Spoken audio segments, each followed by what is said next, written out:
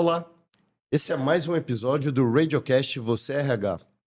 E hoje estamos aqui com Diego Barbosa, um especialista em Executive Search e recrutamento tech. Ele é sócio e fundador da Ruby. Olá, Diego, seja muito bem-vindo ao nosso Radiocast. Alexandre, obrigado pelo convite, um prazer estar aqui, vai ser um prazer fazer essa troca com você hoje. Ah, que legal.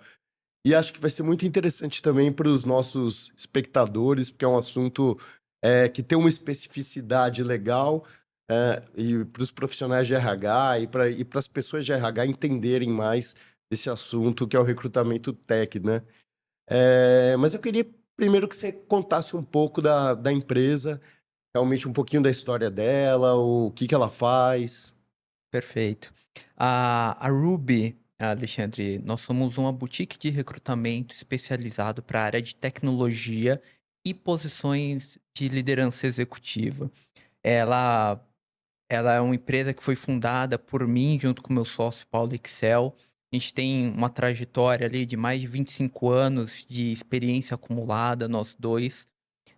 E nossa missão é justamente trazer uma visão integrada de soluções de talentos para esse universo de tecnologia. Então a gente tem um repertório já de clientes aqui bem significativos, tanto de empresas nacionais quanto multinacionais, onde a gente tem um trabalho muito próximo efetivamente, priorizando muito tanto um aspecto de recrutamento baseado em práticas ágeis, como também uma visão de analytics para processos seletivos que é bastante pioneira no mercado. Uhum.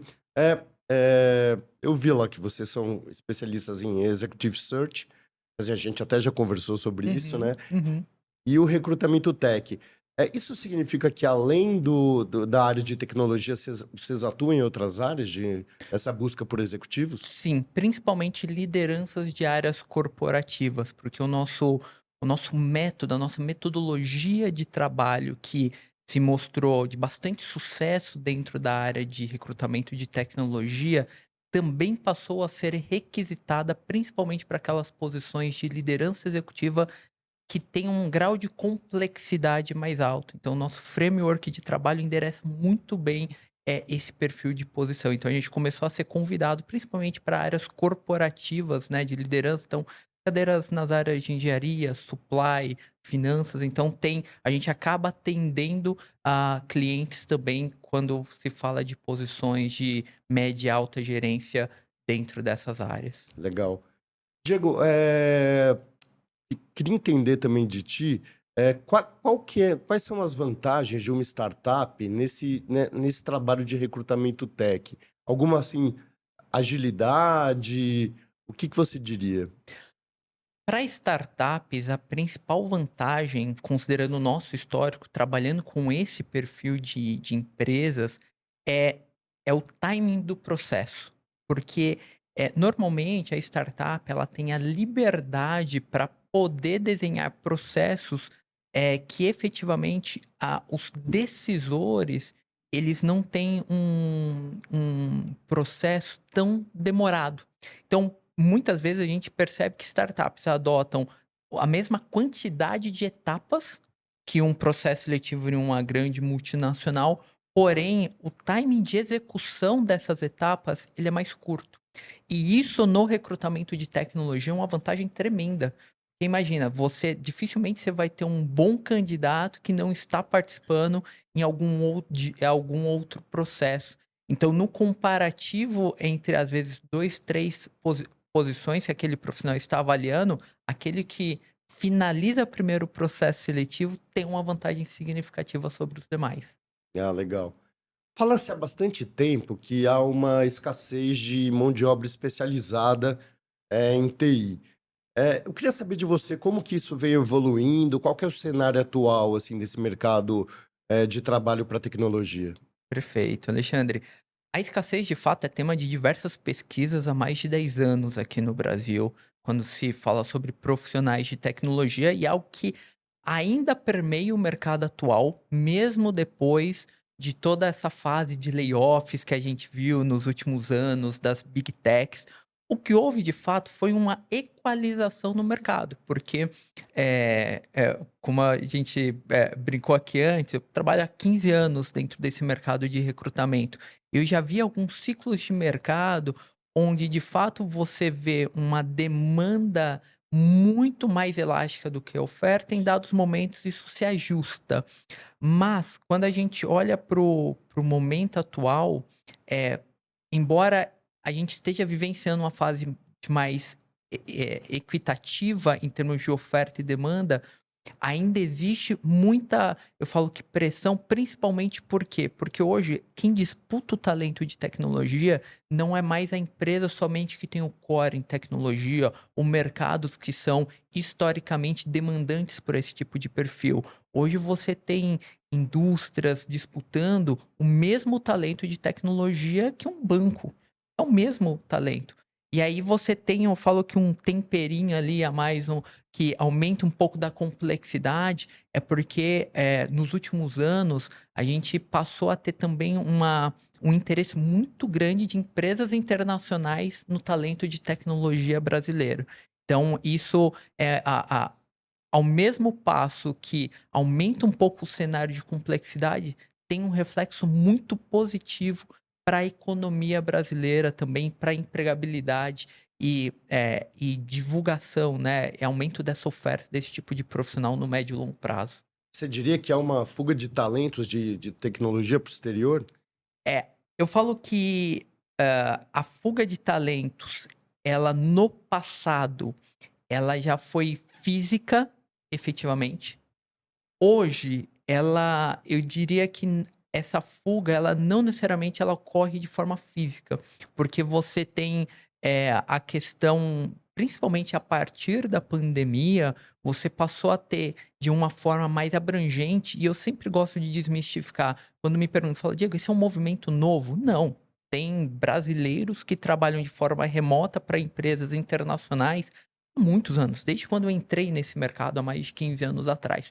O que mudou foi o perfil desses profissionais. Então, se anteriormente essa limitação, essa restrição de perfis se limitava basicamente às áreas de infraestrutura de tecnologia e desenvolvimento, hoje você tem um celeiro de possibilidades muito maior.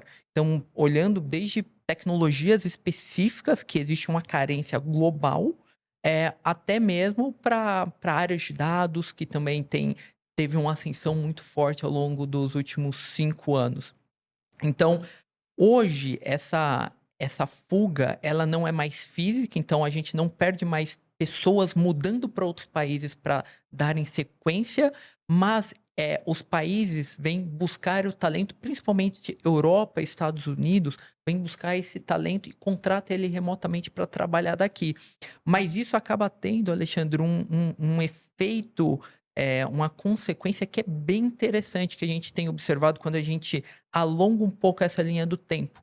Porque anteriormente o talento brasileiro, ele era buscado em situações muito específicas. Hoje ele já é um talento desejado por empresas lá fora. E isso faz com que não só mais startups ou empresas com core em tecnologia venha buscar esse talento aqui, mas grandes empresas, grandes players globais optem por montar hubs de tecnologia no Brasil por conta da reputação Olha, do profissional brasileiro que foi pioneiro, em mostrar o que que é a cultura tech para o mundo lá fora.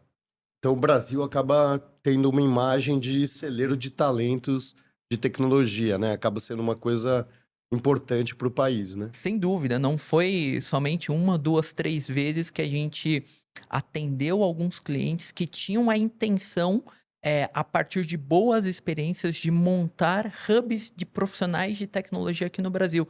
E aqui, por mais interessante que seja, a gente já não está mais falando de uma contratação PJ emitindo nota fiscal, para uma empresa no exterior. Não, a gente está falando efetivamente de contratações CLTs, de aumento de mão de obra, de headcount de empresas globais aqui no Brasil, focando em tech. Então, esse movimento que o mercado chama de nearshoring, que é quando você aproxima o talento de tecnologia mais das necessidades, do negócio, e a gente tende a haver, de certa forma, um movimento com essa reorganização geopolítica que está acontecendo em 2025, a gente vê, inclusive, como uma tendência. O Brasil está cada vez mais no holofote. Então, a gente escuta muito no jornal ali, como o Brasil sendo o celeiro do mundo, né? Eu acho que a gente vai começar a ver a possibilidade também do Brasil ser uma referência em mão de obra tecnológica aqui, principalmente para a região América. Nossa, que legal, né?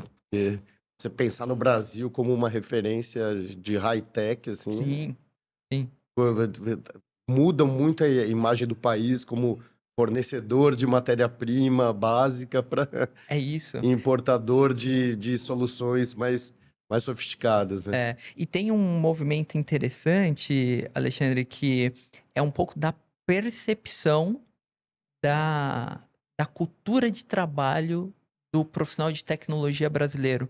Porque a reputação desse profissional globalmente é que ele é um profissional extremamente trabalhador, então que tem um nível de entrega acima da média, inclusive de outras regiões ocidentais.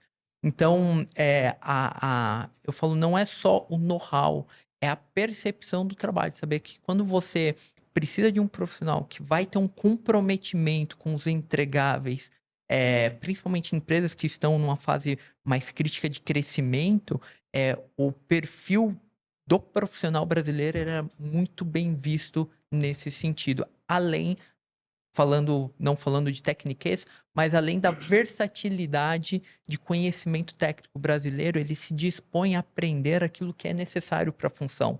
Ele não tem restrições, o profissional de tecnologia brasileiro. Então, se eu preciso aprender uma tecnologia que é emergente, ou se eu preciso fazer uma migração de tecnologia de algo legado para algo mais novo, ele está sempre disposto a fazer o que for necessário para contribuir ali com o time. Ah, que legal. Ainda falando assim sobre a empresa, eu queria entender quais são há especificidades no recrutamento desses profissionais de tecnologia que se diferem de recrutamento de profissionais de outras áreas? Muitas. Eu costumo, e eu gosto de falar que recrutar para tecnologia é um bichinho diferente, efetivamente. Porque, primeiro, assusta a maior parte dos profissionais de RH por conta da sopa de letrinhas. Aquele Hum, techniquez é que efetivamente você precisa ter um conhecimento conceitual. Você o profissional de RH, o consultor de recrutamento, ele nunca vai ser o técnico. aham. Mas ele precisa ter um entendimento conceitual mais profundo para conseguir diferenciar aquela sopa de letrinhas. Então, diferenciar dentro da área de dados, por exemplo, o que que é um papel de um analista de dados, o que que é um papel de um engenheiro de dados, o que que é um papel de um cientista de dados.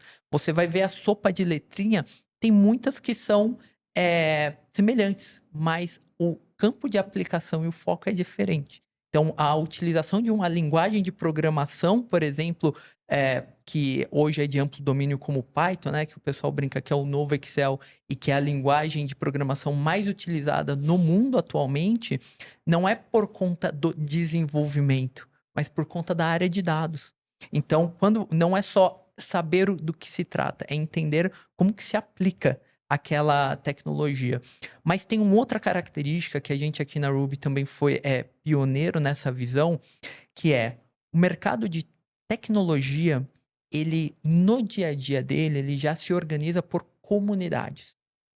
E hoje existe uma visão, principalmente para outros mercados, quando a gente recruta para outras especialidades, que você ainda, embora a gente foque muito na questão do relacionamento, acaba sendo de certa forma um pouco mais transacional. Então, eu tenho a oportunidade, eu me relaciono com o executivo e trago essa oportunidade para ele, mantenho uma relação prévia, mas eu trago essa oportunidade. O mercado de tecnologia é diferente. Tem diversos clientes nossos que muitas vezes abordam profissionais que não respondem com interesse E quando a gente lá na Ruby faz essa mesma abordagem, o fato da gente já estar inserido na comunidade, já estar se relacionando com conteúdos relevantes, contribuindo com conselhos, quando a gente já está inserido na comunidade, a gente consegue ter uma resposta muito acima da média. Então, o que a gente vê dentro da Ruby é que o futuro do recrutamento de tecnologia vai passar por uma estratégia de comunidades. E a empresa que perceber isso, começar a direcionar a estratégia com uma visão, vai conseguir capturar mais valor e ficar menos refém de ferramentas que hoje dominam o mercado, mas que têm uma veia puramente transacional. Então, eu tenho a oportunidade, eu te procuro. Se eu não tenho oportunidade, eu não sei onde você está, eu não sei o que te interessa, eu não sei sobre quais são os temas que são dores para você dentro do universo. Em tecnologia, isso já acontece muito de forma muito natural, porque o profissional de tecnologia, se ele tem uma dúvida técnica, ele já recorre para a comunidade. Então, esse é uma mentalidade que já está incutida, já faz parte do DNA do profissional de tecnologia. Então, para mim, essas são as duas, os dois, tanto tendência quanto desafio quando a gente fala de recrutar para tecnologia efetivamente.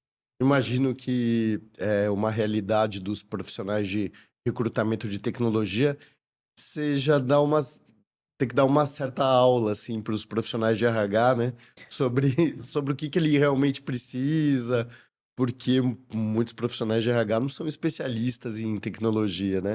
Aí chega para ele: "Ó, tenho essa demanda". É uma dor, então a gente ouve de forma recorrente, justamente do profissional de RH, o gestor me procurou com essa demanda. Eu já fiz o caminho que eu conhecia, não sei mais o que fazer. Então, normalmente é onde eles confiam na gente como um parceiro de recrutamento especializado e, na realidade, é onde existe o maior aporte de valor. Porque o nosso papel como consultoria é ser uma extensão, um braço para o RH no que tange a esse tipo de recrutamento. Então, o que a gente traz para ele? A gente não traz só, eu falo que o candidato, a shortlist, como a gente costuma falar, a gente traz todo o aporte de know-how, de valor, de inteligência de mercado para que o RH se retroalimente do que é, como que o mercado se comporta dentro daquela disciplina que ele está buscando para a posição. Então a gente entrega hoje um nível de inteligência de dados e de mercado que o RH ele consegue retroalimentar referências de remuneração. Muitas vezes em tecnologia a gente pensa, poxa, diferente de áreas corporativas, falar assim, eu vou procurar o meu concorrente para ver quem está naquela posição do meu concorrente. Em tecnologia, essa é uma estratégia que não é tão efetiva. O que a gente sempre faz a provocação entende qual, faz um diagnóstico, entende qual que é a dor que o nosso cliente está tentando resolver com aquele perfil. E a Uhum. gente vai buscar, muitas vezes, em outros mercados que têm um grau de maturidade maior em termos tecnológicos para acelerar a resolução da dor que aquele cliente que nos procurou inicialmente. Então, falo que a gente ajuda o RH interno, né, a expandir a visão dele sobre o mercado, sobre tecnologia, mas com uma visão muito de parceria. É essa que é a nossa missão como consultor de recrutamento tech, é ser o parceiro de confiança do RH. Ah, que legal. Eu queria que você se aprofundasse um pouquinho para o nosso espectador e leitor da Você RH entender, como funciona esse recrutamento por comunidades. Perfeito. Eh, o recrutamento por comunidades, Alexandre, ele passa por uma visão proativa de relacionamento. Então, a gente constrói pontos de interação com os profissionais de tecnologia, independente de haver uma oportunidade ou não. Então, como que a gente executa isso na prática? Primeiro, passa por um papel de organização interna do time da Ruby. Então, dentro da Ruby, a gente tem uma figura de uma pessoa chamada Researcher ou Community Manager, que é justamente o perfil responsável por construir essa relação ativa com profissionais independentes de oportunidades.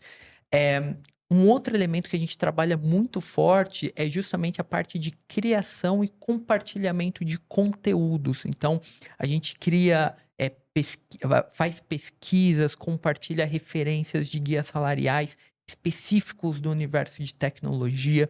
Então, esses pontos de interação ao longo do tempo faz com que não só a Ruby, e tanto eu quanto meu sócio Paulo Excel adquira essa reputação na comunidade, como gera um vínculo de confiança. Então, o profissional, quer seja ele o especialista ou o executivo do universo de tecnologia, ele costuma acionar a gente, mesmo que para questões triviais do dia a dia, que é fora de processos seletivos. Então, você estabelece essa relação de comunidade como se fosse um fórum. Então, a gente, eu falo que acaba virando o headhunter de confiança dos profissionais de tecnologia no mercado. Então, muitos executivos, mesmo para processos seletivos que não estão sendo conduzidos pela gente, eles costumam ligar e perguntar a nossa opinião, eles costumam perguntar, consultar informações, costumam pedir benchmark, falar, poxa, você conhece alguém que passou por aquela empresa ou que tem alguma referência cultural daquela empresa? Então, esse vínculo de comunidade, ele só é possível a partir de um trabalho de relacionamento ativo à parte dos processos seletivos. Então, na prática, isso passa por aspectos de tecnologia também. Então, a forma eh, como a gente separa essas informações no nossos sistemas da porta para dentro e a forma como a gente mantém relacionamento. Eu falo que um paradigma que muda muito, que tangibiliza bem dentro do nosso dia a dia de trabalho, a gente não utiliza um ATS, que é um sistema de tracking de candidatos em processos seletivos, a gente utiliza um CRM. A nossa visão é efetivamente que a gente tem um relacionamento e monitora os pontos de interação desse relacionamento ao longo dos anos com os profissionais de mercado. E aí a gente consegue ter esse termômetro claro. Poxa, qual que é o nosso grau de relacionamento com determinados profissionais? Tem uma régua de maturidade diferente. Ah, excelente, obrigado pela explicação. Imagina. Eh, esse vínculo de confiança, perdão, esse vínculo de confiança que vocês têm, com as empresas, parece que vocês também têm também com os profissionais, né? Porque vocês fazem um trabalho de consultoria de movimentação de carreira, né? Como que funciona isso? Que tipo de movimentação de carreira um profissional de tecnologia tem, assim? Perfeito. Esse é um produto que a gente tá um programa, né, pioneiro na nossa visão no mercado, é porque a gente parte da tese que muitos profissionais e executivos de tecnologia, especificamente, que se dedicam durante anos para uma agenda interna dentro da empresa, e muitas vezes eles não têm, o eu falo que a referência de como o mercado mudou em termos de práticas de transição de carreira. Uhum. Então, a referência que ele teve do último movimento de empresa que ele fez, muitas vezes, há 10 anos atrás, é completamente diferente da dinâmica de movimentar de empresa em 2025. Sim. Os canais não são mais os mesmos, as estratégias não são mais as mesmas. Então, a gente tem um trabalho no programa de carreira para executivos de tecnologia, que é justamente onde a gente faz essa transferência de know-how de alguém que tem uma visão especializada no mercado, que ajuda ele a principalmente a direcionar para o próximo objetivo de carreira. Então, é uma movimentação estratégica, como a gente costuma falar. Ele não quer normalmente, o executivo de tecnologia que participa desse programa com a gente, ele não quer só trocar de emprego. Ele quer ir para um próximo patamar, ele quer mudar de segmento. Então, muitas vezes ele não tem essa visibilidade de quais são os conhecimentos, as competências, os comportamentos que ele precisa ter para fazer essa transição e principalmente porque carreira não se ensina na escola, não se ensina na faculdade. quem aprende, aprende muito de forma intuitiva a partir das referências pessoais. Aham. Agora, se você tivesse a possibilidade de perguntar para alguém que avaliou a carreira de mais de 1000 pessoas, com certeza tem um valor ali agregado de informações e de práticas, que é justamente essa é a nossa premissa. A gente ajuda o executivo de tecnologia a acelerar esse conhecimento dele para que ele possa fazer uma movimentação estratégica, mas com um olhar especializado em tecnologia. Então, esse que é a nossa proposta, que é pioneira, que é o olhar especializado dentro desse programa de carreira e não mais generalista, focando na carreira como um todo. A gente passa por esses pontos, mas a gente aborda, por exemplo, como eu, como uma gerente sênior de RH, que quero me de RH não, perdão, o gerente sênior de tecnologia, que quer se tornar uma CIO, o que que ela precisa fazer em termos de conhecimento, se comparado ao perfil dela com outros de mercado. Então, a gente entra em aspectos bastante específicos de acordo com a referência que a gente tem aqui dos anos e do dia a dia relacionando com outros executivos de mercado. Eu imagino, Diego, também que a ascensão recente da inteligência artificial deva ter mexido com isso, né? Acho que deve ter muito profissional falando, puxa, eu quero migrar para ir mais para esse lado da IA, né? Isso tem acontecido e também eu queria saber se isso tem sido um desafio para vocês. Perfeito, Alexandre. Quando a gente fala de IA, apesar de ser uma temática que está num momento de hype no mercado, né? E quando eu digo hype, é um buzzword que interessa a todos, né? É uma temática que, da perspectiva de recrutamento, a gente já lida há muitos anos. Então, as primeiras cadeiras efetivas focadas na área de ciência de dados, machine learning, que eu comecei a trabalhar foi em 2018. Veja, 7 anos atrás. Então, muito antes da ascensão no ChatGPT ou de outras tecnologias.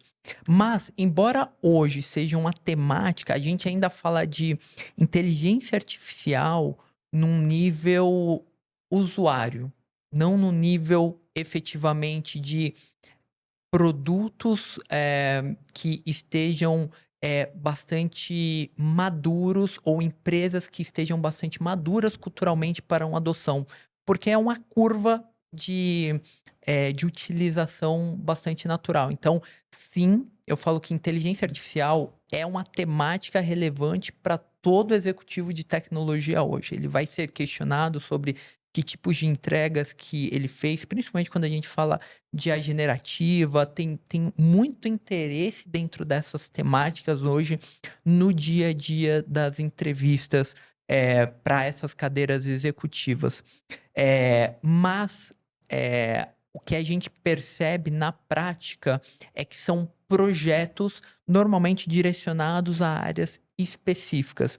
O executivo de tecnologia, ele não precisa ter o domínio técnico da temática.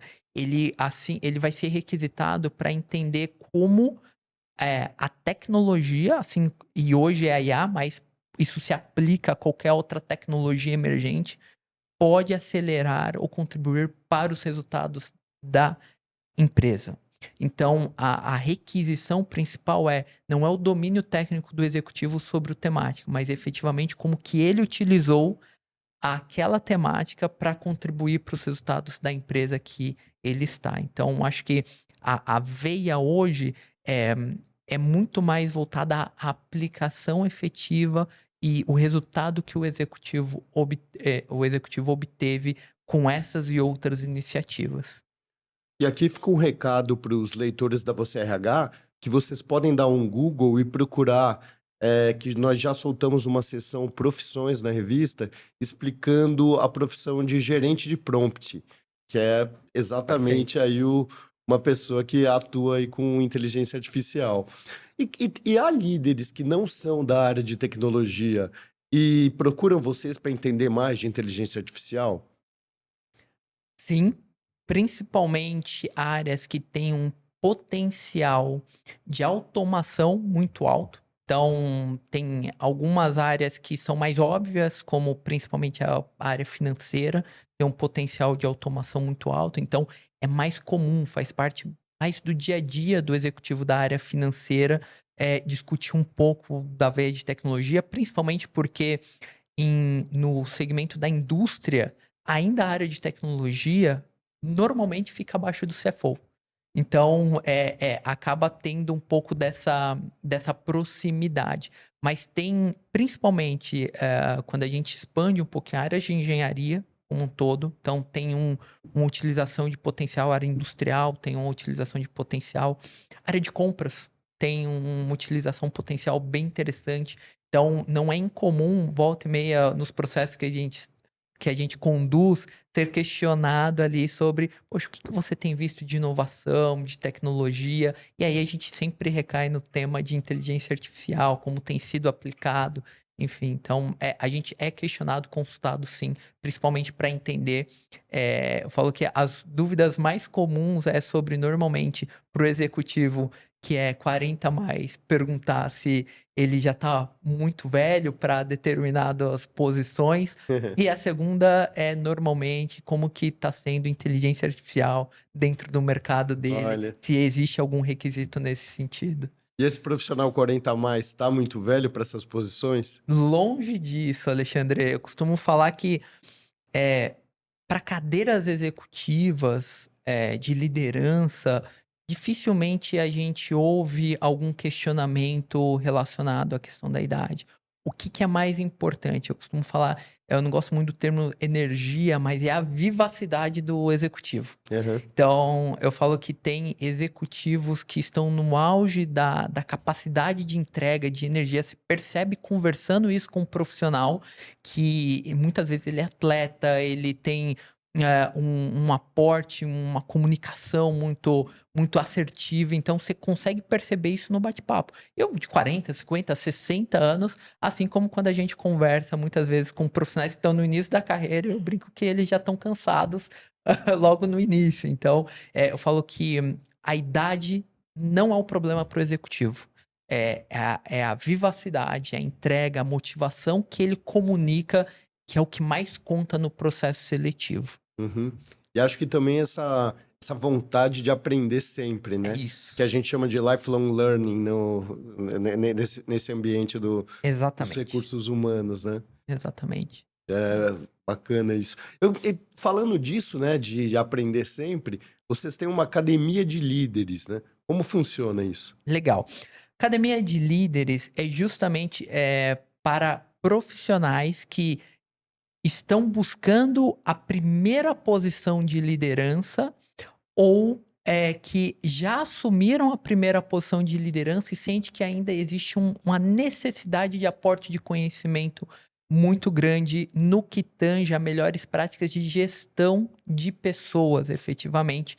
E quando a gente faz esse recorte específico para o profissional de tecnologia, esse é um desafio maior, porque normalmente o profissional de tecnologia ele vem por uma trilha técnica, onde ele só é demandado em termos de hard skills. E Aham. aí, quando ele vai ou se interessa ou é alçado a uma primeira posição de liderança, ele sente a carência justamente do repertório das soft skills, que é como que eu trabalho um plano de desenvolvimento, como que eu trabalho atração, recrutamento para o meu time, como que eu trabalho desenvolvimento de pessoas, como que eu trabalho desligamento. Então, falta um pouco do repertório de gestão. Então, a gente ouvia de diversos clientes nossos da área de tecnologia, principalmente, o cenário clássico era: eu tenho um profissional que ele tem uma entrega maravilhosa, eu quero promover ele para liderança, só que ele tem resistência.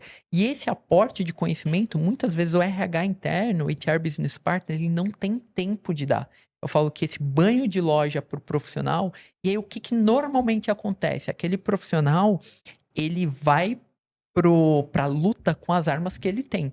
Aham. Só que não necessariamente as armas que ele tem, as referências que ele teve de antigos gestores, que normalmente é onde eles se espelham, é o que tem de mais novo, é o que tem de melhor em termos de práticas de gestão. Então, a nossa proposta é justamente levar para esses profissionais de tecnologia que vão experimentar um aporte de conhecimento para que ele se sente mais confortável na cadeira e saiba que ele ele vai passar por um ciclo de desenvolvimento, mas ele já vai ter a referência ali do que é uma melhor prática de liderança de uma área de tecnologia em 2025.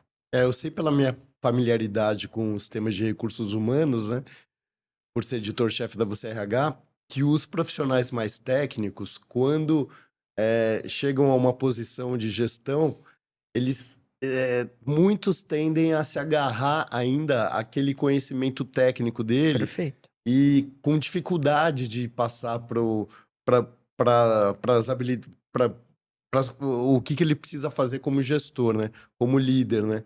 Então eu acho Exatamente. que os que passam por uma academia de líderes dessa e adquirem habilidades comportamentais se destacam demais no mercado, né? Você encurta a curva de aprendizado dele, garante que você está colocando ele na trilha que é que é a referência atual em termos de gestão. Então, você não vai permitir que ele dê uma volta muito longa para aprender, para quebrar a cabeça, para até ele se sentir confortável. Quantos talentos, às vezes, ele já não sacrificou no time até ele ter essa percepção. Então, a gente recomenda esse tipo de programa, que é a Academia de Líderes para Tecnologia, tanto para profissionais que assumiram até 2 anos, uma cadeira de liderança e querem seguir uma carreira e se identificou com essa carreira de liderança, sente essa necessidade de aporte de conhecimento, quanto para aqueles que têm o interesse. Então, poxa, eu já identifiquei que a trilha de gestão, para mim, é a mais interessante, deixa eu já me preparar. Eu sempre falo que eh, você primeiro se prepara para o desafio para depois você assumir. Esse é o mundo ideal, né? Então, você estar o máximo preparado antes para poder ser reconhecido posteriormente. Legal. Diego, eu queria que você mencionasse algum case bastante desafiador que vocês já tiveram com o recrutamento tech e que vocês trouxeram uma solução que foi o que resolveu o problema do cliente. Legal. Cases tem bastante, mas tem um que eu gosto muito. Infelizmente a gente não pode citar o nome do cliente aqui, mas trazendo a referência, é uma consultoria de estratégia global, bastante conhecida, ao redor do mundo. E eles tinham um desafio porque a área de dados deles aqui na região da América Latina era totalmente masculina. Totalmente masculina. E era um requisito para ser membro dessa área de dados, ter minimamente um nível de mestrado, idealmente doutorado, inglês fluente e todo um repertório dentro da área de dados. Aham. Então, conhecimentos técnicos de práticas que efetivamente ainda estavam no momento de ascensão no mercado. Então, não era do domínio comum. E a gente tinha. O cliente ele chegou até a gente falando assim: eu tenho essa missão, eu já investiguei um mercado durante 3 meses, construí uma lista aqui de mais de 50 nomes e ainda não identifiquei quem são as pessoas, quem é a pessoa, o candidato aqui ideal, se existe esse candidato. Então, eu falo que foi um convite e um desafio. Falar, a gente, como especialista no recrutamento para a área de tecnologia, a gente acaba tendo uma visão privilegiada do mercado. Então, o que a gente fez? A gente construiu de fato uma estratégia que não era linear. Então, ao mesmo tempo que a gente procurou no mercado, a gente também investigou a academia.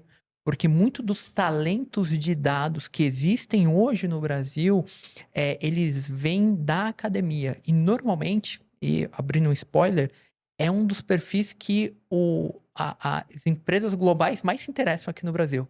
É o profissional que emerge de um mestrado, doutorado, e muitas vezes esse profissional, naquele período, ele tem que ter dedicação exclusiva.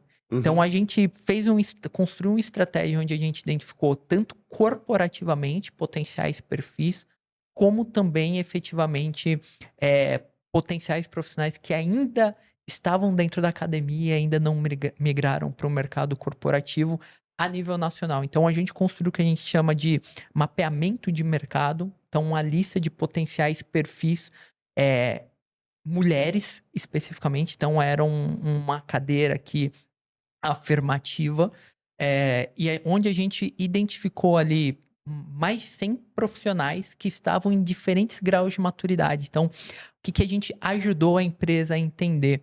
Não só potenciais candidatas que atendiam os requisitos da posição efetivamente para aquele momento, mas uma construção de comunidade futura de profissionais que elas poderiam e deveriam monitorar ao longo dos anos, que poderiam ser fontes para futuras posições, caso elas quisessem Ah, que ampliar legal. essa fatia. Então, quando eu falo que, e aí é óbvio que a gente teve um trabalho ali de trazer esses insights, trazer esses dados, mostrar, trazer o que eram desafios, né, de atratividade dentro desse processo. A principal barreira de desafio era o inglês, por conta da necessidade de fluência. Então tinha, e da questão da localidade, porque nesse projeto específico a posição precisava ficar baseada no Rio de Janeiro ou em São Paulo. Então, só que a gente fez um trabalho de estratégia a nível nacional. Então, Uhum. já para desmistificar um pouco dessa barreira geográfica que ainda caiu um pouco durante a pandemia e tá retornando agora, então, de acessar talentos de outras regiões.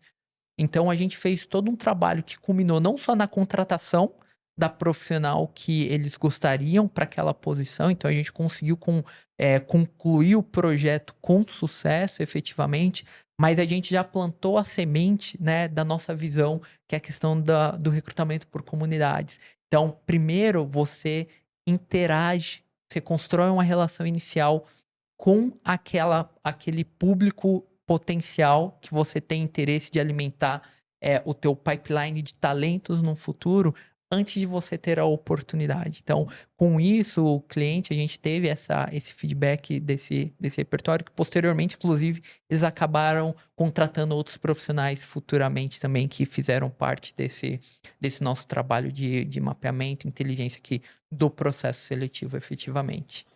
Mulheres na área de TI ainda é um desafio, assim, há poucas, assim, para a minoria, o cenário está evoluindo. Evoluiu bastante, Alexandre. Ainda é um desafio no que tange a cadeiras de liderança.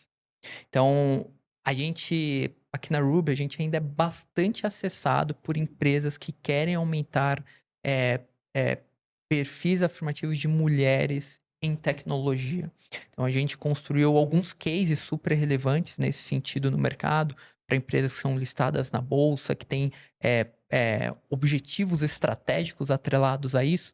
Então a gente ainda é bastante consultado, principalmente para esse tipo de projeto. Então, preciso trazer mulheres para áreas que são muitas vezes que têm uma estratégia de recrutamento passiva, onde você divulga a oportunidade e aguarda o mercado se aplicar, ele é completamente inefetivo.